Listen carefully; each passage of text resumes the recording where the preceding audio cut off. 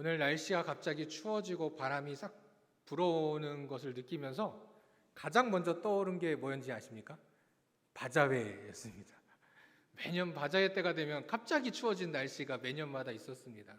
올해는 못해서 참 아쉽습니다. 그러니까 오늘 하고 싶은 얘기는 이게 추운 날씨 가운데서도 하나님 앞에 오신 여러분들, 오늘은 제가 하나님의 말씀, 이 요한복음 2장 1절에서 11절 말씀을 가지고 제가 전하지만, 한 주제로 전하지만, 오늘 이 시간 이곳에 나온 우리 귀한 성도들 각자마다 하나님께 주시는 음성을 듣고 그 음성 가운데, 그 말씀 가운데 순종하며 그 말씀으로 힘을 얻고 돌아가는 그런 귀한 이 저녁 시간이 되기를 간절히 소망합니다. 벌써 3주가 되었는데요. 10월 셋째 주부터 교회 학교도 다시 모여서 예배를 드리기 시작했습니다. 제가 이 자리에 서서 매번 설교할 때마다 첫 시작을 꼭 교회 학교 이야기를 하고 있더라고요. 왜 그럴까 생각해 봤는데, 그것도 어쩔 수 없는 것이, 이 교회 학교 어린이들과 함께 있다 보면 그 아이들을 통해서 제가 처음 가졌던 그때의 그 믿음, 그리고 그때 하나님과의 그 첫사랑이 계속 떠오르면서 제 신앙을 자꾸 돌아보게 되어지더라고요. 그러다 보니까 우리 아이들과의 만나면서 있었던 일들이 하나의 제 삶의 신앙의 고백들이 되어지다 보니까 말씀을 준비할 때가 되면 꼭 아이들이 떠오르게 됩니다. 그래서 예전 같으면 예배 드릴 때, 예배 드리고 나서 같이 여러 가지 활동들을 합니다. 말씀을 듣고 나서 선생님들과 같이 반별 모임으로 성경 공부를 하고, 끝나고 아이들과 서로 스킨십도 하고 막 부딪히고 하면서 이브 활동도 하는데, 이 코로나19의 상황 속에서 그러지 못하다 보니까 어떤 레크레이션을 좀 할까 하다 보니까, 요즘에 떠오르 있는 재밌는 게임이 하나 있어서 아이들과 첫 모임 때 10월 셋째 주 때 이 게임을 해봤습니다. 그 게임이 바로 초성 게임이라는 겁니다. TV를 좀 보신 분들은 아시겠지만 모르시는 분들을 위해서 이런 게임이에요. 보세요. 이렇게 초성을 띄워드립니다. 그럼 이제 주제를 얘기해줘요. 이거는 교회랑 관련된 거야. 뭘까요? 그죠. 역시, 네. 대광교회. 안 떠오르신 분들은 회개하는 마음으로. 대광교회입니다. 그래서 이렇게 이제 초성 게임을 하다 보니까 애들이, 그러니까 서로 자리를 두고 각자 자리에서 손을 들고 외치다 보니까 거리두기도 지켜줄 수 있고 서로 막 즐겁고 신나고 자기 안에 승부욕이 막 생겨나더라고요. 근데 문제 중에 하나, 이 문제를 한번 띄워봤어요. 이응, 시옷, 기역, 리을, 시옷. 뭐죠? 교회랑 관련된 거. 그렇죠. 예수 그리스도. 그런데 어떤 아이가 갑자기 손을 들더니, 저는 이게 정말 난이도가 최하라고 생각했어요. 쉽게 맞힐 거라고 생각했어요. 근데 첫 아이가 손을 딱 들더니, 그래 말해봐 그랬더니 뭐라고 말했냐면 이렇게 말했습니다. 예수 가라사대라고 하는 거예요, 얘가. 그래서 요즘에 교회 학교에서 가라사대 안 가르치거든요. 왜냐면 안 나오니까. 근데 얘가 어떻게 가라사대를 알았는지 예수 가라사대? 이렇게 외치더라고요. 참 신기했습니다. 그러면서 가라사대 게임이 오랜만에 좀 기억이 떠올랐습니다. 레크레이션에 있어서는 거의 시족격인, 그렇지만 지금도 일반적인 그 레크레이션 강사들도 많이 하고 있는 게임 중에 하나입니다. 가라사대 게임 다 아시죠? 진행자가 가라사대 어떻게 하세요? 가라사대 오른손을 올리세요 라고 하면 그 행동을 따라하고, 가라사대를 붙이지 않으면 그 행동을 따라하지 않고, 이렇게 하는 게 이제 가라사대 게임인데, 그 게임에서 가장 중요한 건 무엇일까? 바로 진행자의 말에 집중해야 한다는 것이죠. 가라사대가 있는지 없는지. 그런데 대부분 많이 틀리죠. 왜 그럴까? 진행자의 가라사대를 잘 들어야 됨에도 불구하고 그냥 내가 들리는 대로 그냥 행동을 하기 때문입니다. 진행자의 생각이 아닌 내 생각대로, 진행자가 가라사대라고 말하지 않았음에도 불구하고 손을 내리세요 라고 하면 그래, 그 손을 내리지 뭐 라고 생각하는 그런 잘못된 생각에서 자꾸 틀리게 된다는 겁니다. 믿음의 삶도 이와 같은 것 같습니다. 우리는 당연히 알고 있습니다. 하나님의 말씀을 따라 순종해야 한다는 것을 우리는 알고 있지만, 하나님의 말씀을 잠시 잊은 채 우리의 생각과 우리의 기준으로 삶의 순간순간들을 판단하고 결정할 때가 있다는 겁니다.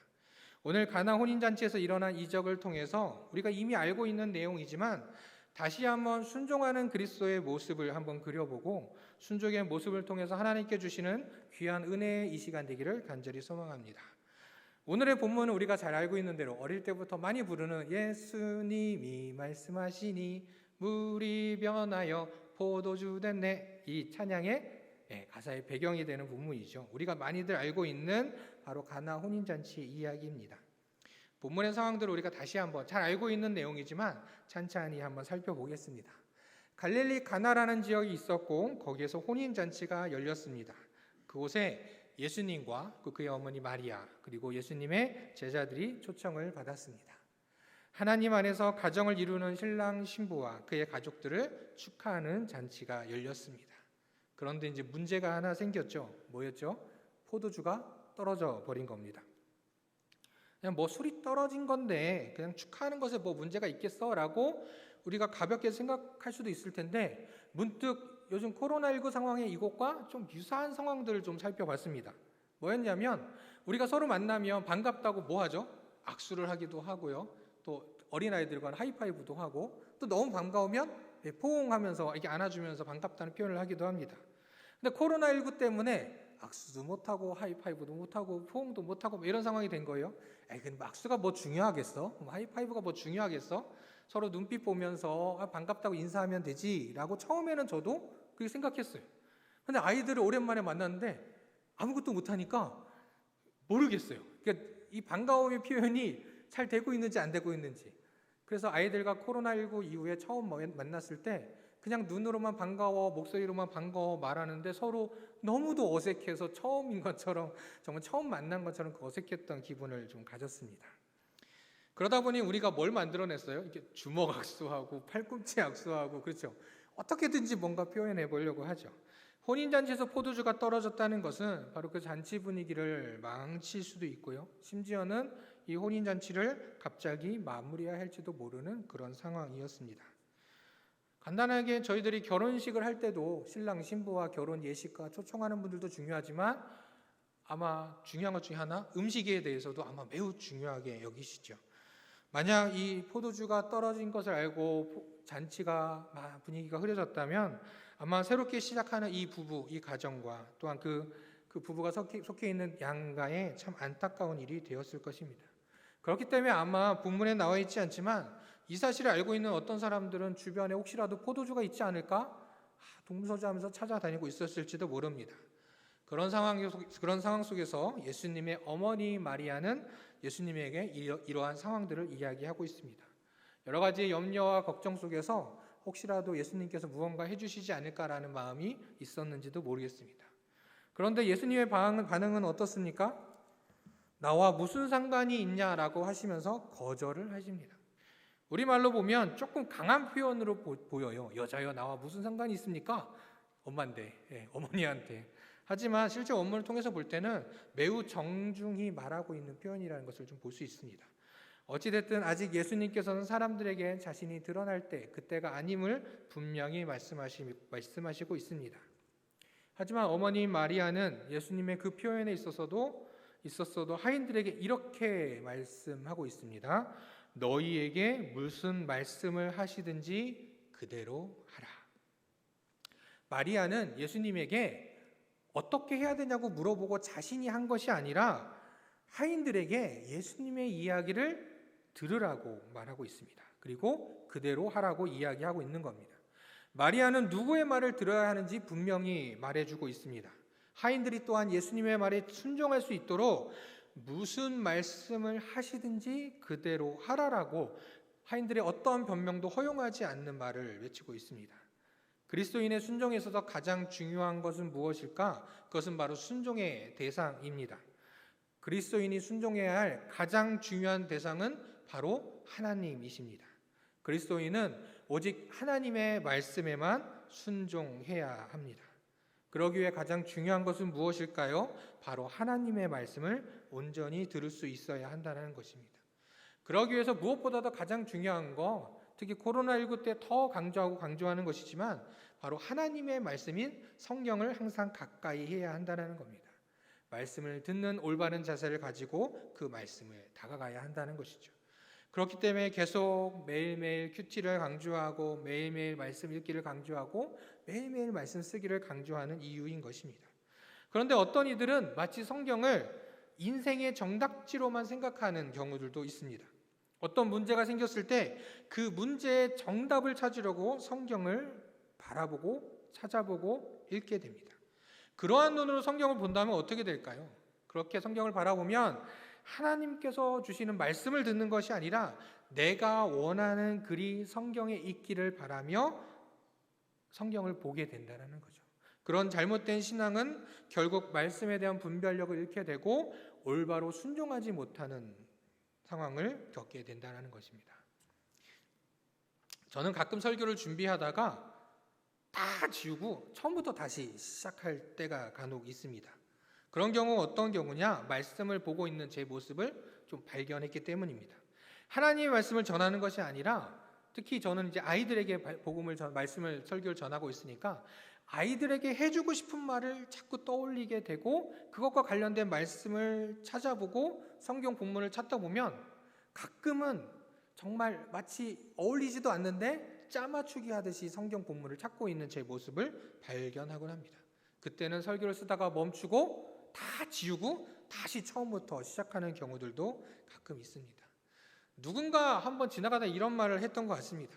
무언가 선택할 때 첫 번째 드는 마음은 하나님께서 주신 것이고 두 번째 마음은 사탄이 주는 마음이고 세 번째 주는 마음은 내 자신이 원하는 욕심의 마음이다라는 이야기를 들은 것 같습니다. 물론 이 말이 100% 맞다라고는 할 수는 없지만 중요한 건 우리가 어떤 선택에 있어서 우리에게 다가오는 음성들은 하나님의 말씀도 있지만 사탄의 말도 있고 우리 안에 우리의 욕심의 말들도 있다라는 것입니다. 이것들을 온전히 올바르게 구분할 수 있어야 합니다. 로마서 12장 2절 우리가 항상 자주 보는 말씀이죠. 너희는 이 세대를 본받지 말고 오직 마음을 새롭게 함으로 변화를 받아 하나님의 선하시고 기뻐하시고 온전하신 뜻이 무엇인지 분별하도록 하라. 이 말씀처럼 이 세대는 어떤 시대입니까? 돌아보면 이 세대는 정보의 홍수, 그 정보의 홍수라는 말도 모자랄 정도로 그 이상의 많은 정보들이 쏟아지고 있는 세상 속에 살고 있습니다. 예전엔 우리가 알고 싶은 것만 찾아야 볼 수 있었다면 이제는 우리에게 그 정보가 다가오고 있어요. 한번 어느 날 그런 적이 있어요. 뭐 좀 필요한 물건이 있어서 잠시 쇼핑몰에 가서 검색을 해봤어요. 그 다음 날부터 일주일 동안 SNS나 제가 보는 모든 곳에 그것과 관련된 제품들이 광고가 계속 뜨는 거예요. 신기해서 이게 진짠가? 봤더니 그 다음에도 비슷한 현상들이 일어나고 있다는 거죠. 이제는 정보들이 우리가 찾아가는 것이 아니라 우리에게 다가오고 있다는 겁니다. 그 수많은 정보들이 우리의 삶의 많은 선택들의 순간들 속에서 그 기준이 되어지기도 합니다. 앞으로의 일들, 미래의 우리의 일들을 선택하는데 그 수많은 정보들로 인해서 우리는 많은 결정들을 하기도 하죠. 하나님의 말씀을 따라 기도해 보겠다라고 말은 하면서도 세상의 정보들로 우리의 선택을 하기도 합니다. 종종 기도를 부탁하는 분들 중에는 중요한 선택을 앞두고 이렇게 부탁하는 분들이 있습니다. 난 이게 하고 싶은데 이렇게 해도 되는지 안 되는지 하나님의 음성을 듣고 싶어요. 기도해 주세요라고 말씀하시는 분들이 있습니다. 그러면 예전에 그 부채도사가 떠올라요. 부채도사 아시죠? 된다 안 된다 이렇게 하던 마치 하나님을 부채도사처럼 그렇게 부탁하며 기도하고 있는 거 아닌가? 하나님의 말씀을 듣는다라고 말하면서도 내가 원하고 바라는 것을 선택해 주기 원하시고 그 선택에 따라 복을 주기 원하시는 마음으로 그렇게 부탁하고 있지 않은가? 그런 반면 어떤 분들은 하나님의 뜻이 알고 싶다. 내가 지금 뭘 하고 싶은 것이 중요한 것이 아니라 지금 하나님의 뜻을 알고 싶다라고 기도를 부탁하는 분들도 있습니다. 물론 세상의 많은 정보들로 우리는 우리의 선택에 우리의 삶에 많은 도움을 받는 건 분명합니다. 그리고 그 정보들도 하나님께서 우리에게 주신 지혜라고 믿고 있긴 합니다. 그러나 우리가 잊지 않아야 될 것은 그 모든 것이 바로 하나님의 말씀임을 우리가 분명히 알아야 한다는 거죠. 그리스도인이 된 우리들, 하나님의 자녀간 우리들은 바로 순종의 대상으로 그 하나님을 기억하고 그 말씀에만 귀를 기울이며 악한 영의 말, 또 세상의 말, 나의 욕심의 말과 분별할 수 있는 우리가 되어야 할 것입니다. 자, 이어서 하인들은 마리아의 말을 들었습니다. 그리고 그들은 그 말대로 예수님의 말씀에 귀를 기울이기 시작합니다. 예수님께서 이렇게 말씀하세요. 항아리에 물을 채우라. 물을 채우는 동안 시간이 걸렸겠지만 성경 본문에선 그들은 아무런 망설임 없이 물을 채웁니다. 물 아기까지 끝까지 가득 채웁니다. 채우자마자 예수님은 또 어떤 행동 취하지 않으시고 그들에게 말합니다. 그것을 떠서 연회장에게 가져다 주라. 하인들은 또 망설임 없이 연회장에게 가져다 줍니다.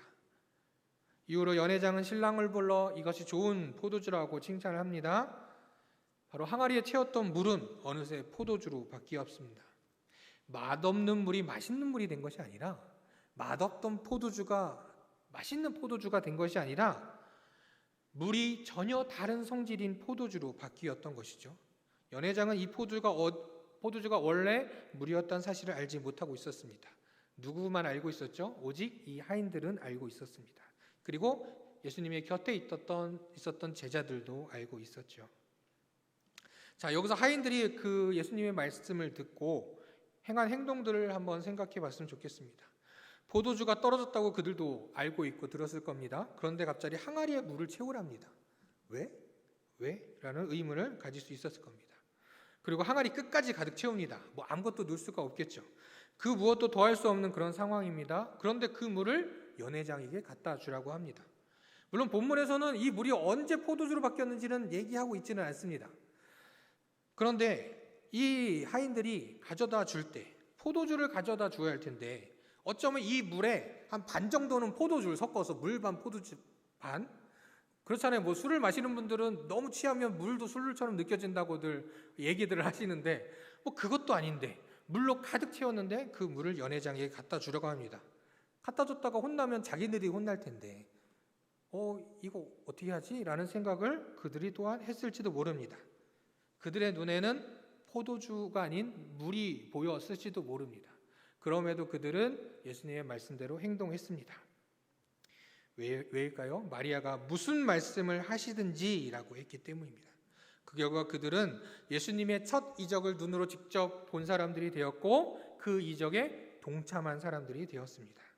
마리아의 무슨 말씀을 하시든지는 바로 우리에게 순종의 과정에서 절대적으로 필요한 것을 말해주고 있습니다. 바로 그리스도인의 올바른 순종의 자세는 그 과정은 오직 말씀대로, 그 결과는 오직 하나님께 맡기는 것, 그것이 바로 그리스도인이 가져야 할 올바른 순종의 자세라는 겁니다. 오늘 이 말씀을 묵상하면서 오래전 우리 대강교회 청년 예배가 처음으로 생겼을 때가 떠올랐습니다. 벌써 10여 년이 지났는데 원래부터 청년들이 예배드리지 않았나라고 생각할 수도 있지만, 벌써 10여 년 전에 청년들은 매주 토요일마다 모여서 같이 말씀을 나누고 교제하던 시간들이 있었습니다. 그러니까 주일에 예배가 별도로 있지 않았죠. 근데 청년들이 우리도 예배를 주일에 드리고 싶습니다라는 의견을 내었습니다. 그리고 모두들 환영했고 모두들 너무 기뻐했고 모든 준비가 잘 진행되고 있었습니다. 그런데 그 중에 가장 중요한 것이 하나 있었는데, 그것이 뭐였냐면 처음 시작하는 청년 예배에 너무 중요한 찬양 인도자를 누굴 세울까가 아무래도 좀 중요한 과제였습니다. 말씀이야 은혜로운 목사님께 전해주시면 되지만 청년 예배에 있어서 가장 많은 비중을 차지하고 있는 그 찬양 인도를 누가 할까?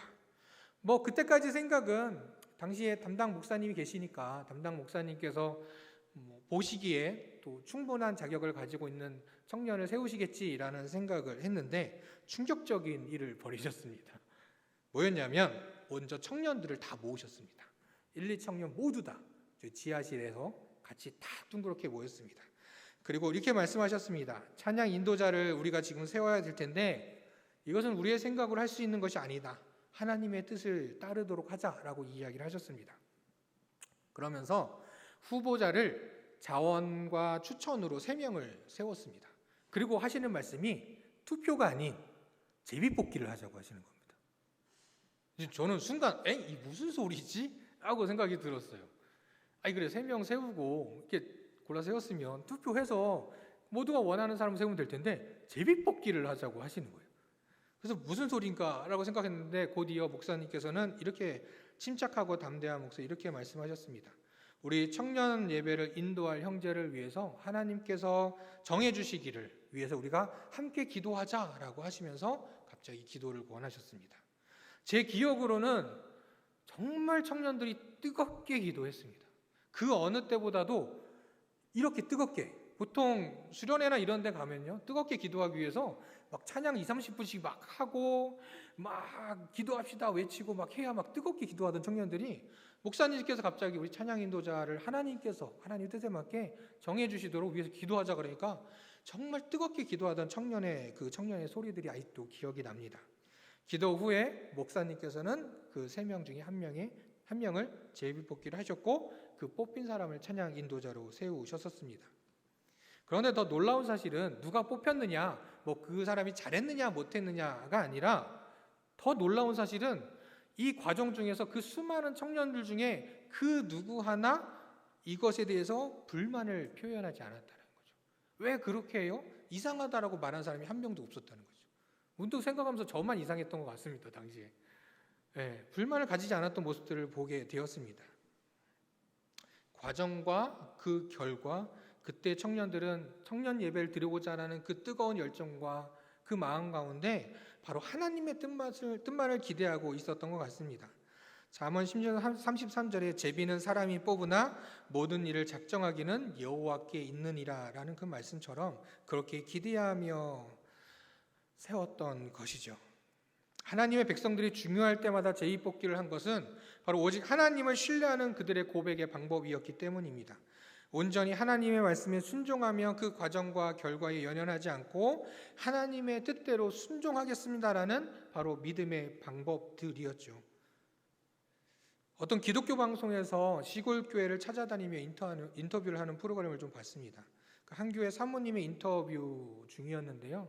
사모님께서 한 사진을 꺼내서 보여주시는 것이었습니다. 근데 그 사진에는 정말 시골의 그 초라한 집 있죠. 정말 초라한 집, 금세라도 무너질 것 같은 집이 하나 있었습니다. 그 집은 바로 이 목사님 부부가 처음으로 부임한 교회의 사택이었습니다. 그래서 집의 상태에 대해서 말씀하시는데 어땠냐면 어느 날 집 벽에 붙어있던 못이 빠졌는데 그 못 구멍 사이로 햇빛이 들어오더라는 거예요.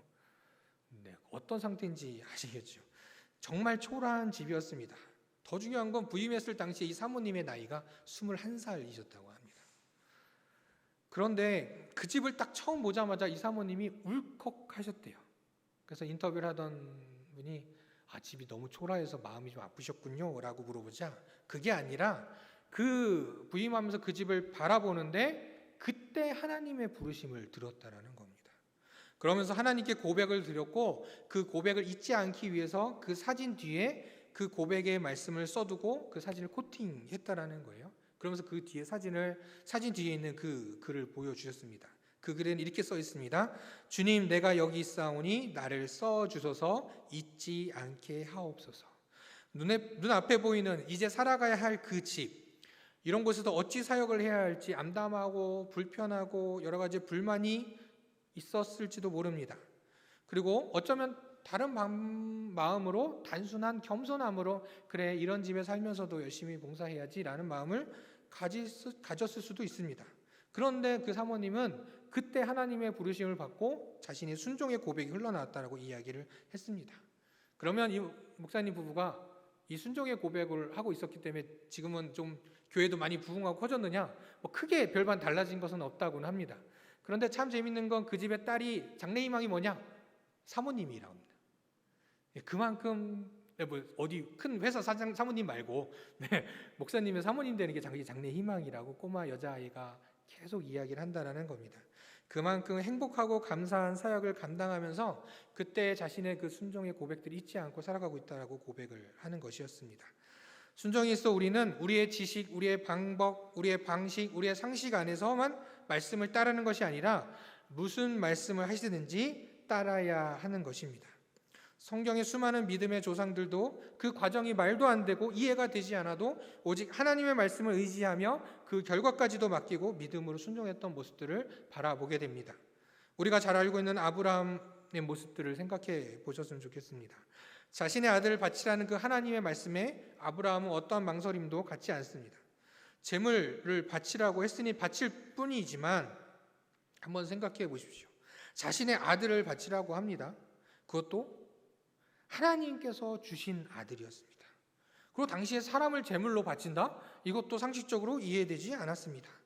또 하나님께서 아브라함에게 약속하시기를 너를 통하여 큰 민족을 이루겠다고 말씀해 주셨음에도 불구하고 하나님께서 주신 아들을 제물로 바치라니 그건 어떤 생각으로도 어떤 상식으로도 도저히 이해할 수 없는 것이었습니다. 어쩌면 이건 하나님의 말씀이 아닐지도 몰라라고 생각할지도 모릅니다. 하지만 아브라함은 망설이지 않았습니다. 왜 그랬을까요? 아브라함은 그 시작부터 하나님의 말씀을 따라 고향을 떠났던 사람입니다. 그것이 잘 됐는지 잘못했는지 그것이 중요하지 않았습니다. 그것이 옳은지 그것이 올바른 길인지도 그에겐 중요하지 않았습니다. 오직 그의 모든 삶을 하나님께 맡기고 하나님의 말씀 따라 순종했기 때문입니다. 요단강에서 7번 씻었던 나아만 장군을 기억하십니까? 또 예수님을 찾아왔던 10명의 나병 환자는 어떠했습니까? 또한 무엇보다도 순종의 본이 되신 예수님께서는 상식적이지 않은 방법으로 잡혀가시고 핍박받으시고 놀림당하시고 결국 십자가에 달려 죽음의 고통까지 겪을 것을 아시는 그 상황 속에서도 오직 하나님의 뜻대로 하옵소서라고 고백했던 겟셋마네의 그 순종의 기도를 우리는 떠올려 봅니다. 하인들이 말도 안 되는 심부름에도 불구하고 예수님의 그 영적 권위를 바라보며 말씀대로 그대로 하였던 것처럼 우리도 우리의 상식으로 순종하는 것이 아니라 하나님을 의지하며 모든 것을 하나님의 뜻대로 되기를 소망하며 행동하는 것, 바로 그것이 그리스도인의 올바른 순종입니다. 혹 하나님의 말씀을 듣고도 잘 이해가 되지 않아 망설이고 계시지는 않습니까? 아니면 말씀이 나의 뜻하고는 좀 맞지 않아서 거부하며 그 말씀을 순종하기를 거부하고 있지는 않으십니까?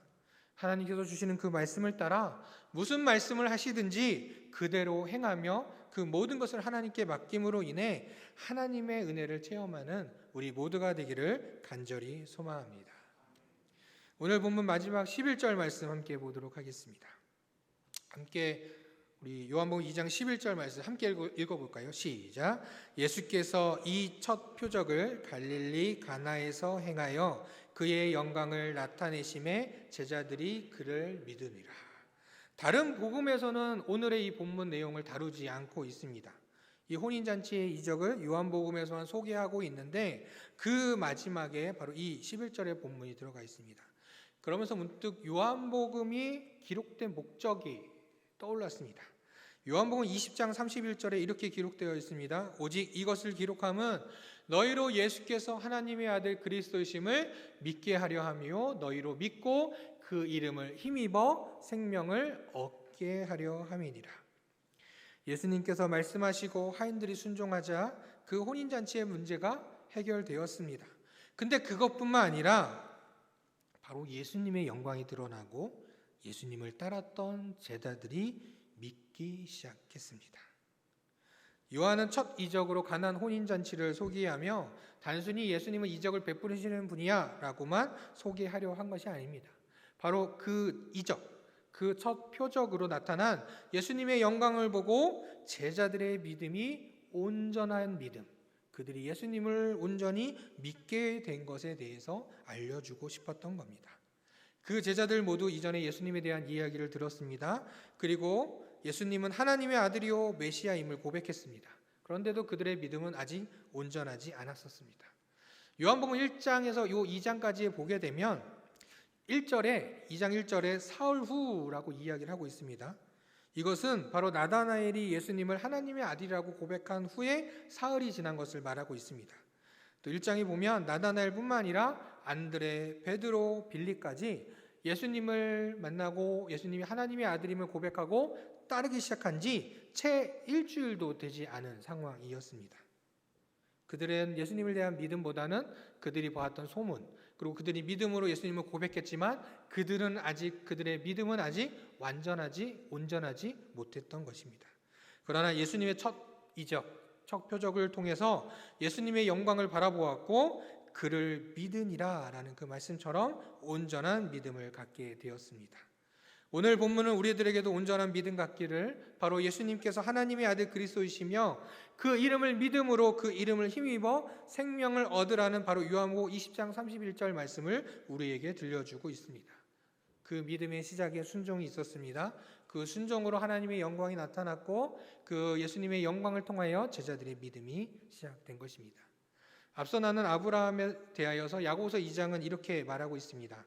우리 조상 아브라함이 그 아들 이삭을 제단에 바칠 때에 행함으로 의롭다 하심을 받은 것이 아니냐? 내가 보거니와 믿음이 그의 행함과 함께 일하고 행함으로 믿음이 온전하게 되었느니라. 아브라함이 그 아들 이삭을 바칠 때의 그 행함, 하나님의 말씀에 순종했던 그 순종으로 의롭다 하심을 얻게 되었고 그 행함과 그 순종으로 인하여서 그의 믿음이 온전하게 되었다라고 말하고 있습니다. 코로나19로 인해서 믿음이 연약해지고 약해지고 있어서 걱정이다라는 소리들을 듣고 있습니다. 특히 지난 여름에는 교회 학교에서 그동안 여름 성경학교나 수련회를 통해서 우리 아이들의 믿음이 회복되거나 또 생겨나는 그러한 일들이 있었는데, 그런 은혜로운 시간들이 있었는데도 불구하고 진행을 할 수 없다 보니 담당 사역자들이나 많은 교사들이 울명이명 우리 아이들 신앙을 어떻게 하냐라고 하는 소리들도 들었습니다. 바로 이러한 상황 속에서 우리는 하나님 말씀에 온전히 순종함으로 우리의 믿음이 더욱더 온전해지도록 노력해야 합니다. 우리가 잘 알고 있는 사도 바울은 자신의 삶이 이제 얼마 남지 않았다고 생각했을 때 디모데에게 이렇게 권면하고 있습니다. 이제 세상은 사람들이 자기만 사랑하며 돈을 사랑하고 자랑하고 교만하고 비방하고 부모를 거역하는 등 악한 행실들을 할 거고, 그로 인해서 이제 그리스도인들은 계속 핍박을 받게 될 것이다 라고 이야기하고 있습니다. 그러면서 당부를 하고 있는데요, 그리스도인들이 핍박받게 될 거예요. 그 다음 당부할 때, 그러니 일단 조금 피해 있어. 조금 피해 있다가 숨어 있다가 괜찮아지면 다시 복음을 전해 라고 말하지 않습니다. 사도 바울은 디모데에게 이렇게 얘기합니다. 너는 배우고 확실한 일에 거하라 라고 하면서 우리가 잘 알고 있는 말씀, 모든 성경은 하나님의 감동으로 된 것으로, 그 말씀을 들려주며 디모데에게 힘들고 어렵고 핍박의 상황들이 올 텐데 너는 이때 피하지 말고 오직 하나님의 말씀을 굳게 붙들고 흔들리지 말고 오직 하나님의 말씀에 순종하며 살라고 권면하고 있는 것입니다. 우리는 지금 새로운 상황에 직면하고 있습니다. 이웃을 사랑하라는 하나님의 말씀이 있는데, 하나님께서는 우리에게 이웃을 만날 수 없는데 그 사랑을 베풀라고 우리에게 계속 말씀하십니다. 전도할 수 없는데 복음을 전하라고도 말씀하고 있습니다. 아무리 생각해도 방법이 떠오르지 않습니다. 어떻게 전도해? 아니 어떻게 복음을 전해? 어떻게 사랑을 전해? 그런데 악한 영들은 그것으로 우리를 멈추게 하는 것뿐만 아니라 우리로 하여금 이러한 이유로 하나님의 말씀을 순종하는 것을 멈추게 하고 우리를 어떠한 한계 속에 가두어 하나님의 말씀을 온전히 듣지 못하게 하고 있습니다. 이러한 때에 우리는 하나님의 말씀에 순종하기를 더욱더 힘써야 할 것입니다. 우리가 힘써 순종하면, 우리가 힘써 무슨 말씀을 하시든지 그대로 하면 하나님께서 우리에게 지혜를 주시고 우리가 나아갈 길을 예비해 주실 것입니다. 오직 예수님의 말씀의 능력을 믿었던 어머니 마리아처럼, 그리고 그 말씀을 그대로 순종했던 하인들처럼, 또한 그 순종을 바라보며 믿음이 온전해졌던 제자들처럼 오직 하나님 말씀에 순종함으로 혼란스럽고 소망이 사라져가는 이 때에 모든 결과를 하나님께 맡기고 믿음이 더욱더 온전해지는 하나님의 귀한 성도들이 되기를 간절히 소망합니다. 또한 그것으로 인해서 세상에 소망이 되시는 하나님의 영광을 나타내고, 그리고 저와 대한교회 온 성도가 그렇게 하나님을 나타낼 수 있는 우리 모두가 되기를 간절히 소망합니다. 기도하겠습니다. 우리의 참 소망이 되시며 우리의 영광이 되시는 하나님께서는 우리에게 말씀을 주시고 그 말씀을 따라 순종하기 원하시지만 우리의 삶에서는 불안한 미래를 바라보며 온전한 순종의 삶을 살지 못하고 있음을 주님 이 시간 고백합니다. 무슨 말씀을 하시든지 그대로 하라 우리에게 말씀하셨지만 우리는 더 좋은 결과를 위해 우리의 생각과 우리의 방식으로 행동하고 있었던 것 또한 우리가 이 시간 고백합니다. 주님, 오늘 말씀을 통하여 원하고 바라오니 오직 하나님 말씀에 순종하는 그리스도의 삶을 살게 하여 주시옵소서. 모든 과정과 결과는 오직 주께 맡기고 순종의 삶을 살게 하여 주시옵소서. 그로 인해 세상 가운데 소망 되시는 하나님을 전하게 하시고 그로 인해 오직 하나님의 영광만 나타내게 하여 주시옵소서. 코로나19로 바뀐 우리의 일상 속에서 하나님의 뜻을 찾게 하여 주시고 그 뜻에 따라 순종하는 그리스도인들이 되어 우리의 믿음이 흔들리지 않고 더욱 굳건해질 수 있도록 하여 주시옵소서. 우리를 죽기까지 사랑하시며 순종의 본을 보이신 우리 주 예수 그리스도의 이름으로 기도합니다.